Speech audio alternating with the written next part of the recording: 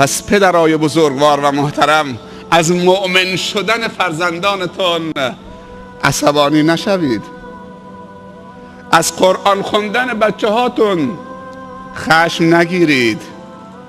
از دیندار شدن بچه هاتون مسخره نکنید.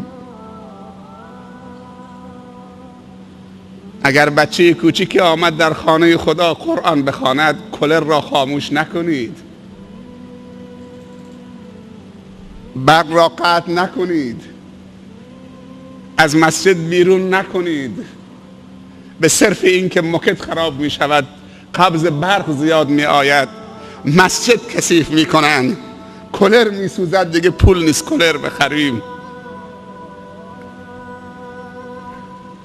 10 میلیون تومان نمیتونه یک معتاد رو اصلاح بکنه. 10 میلیون تومان یک معتاد، ولی با 3 میلیون تومان میشود 15 تا کولر خرید.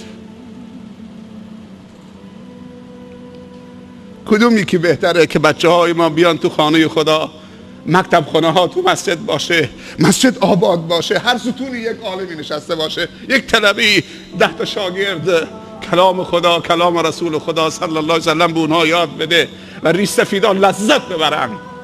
هر ستونی یک ستون محکمی زیر این سقف است. اینا که ستون نیست،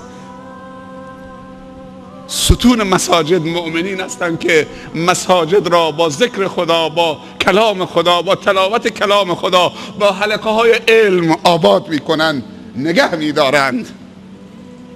انما یعمر مساجد الله من آمن بالله.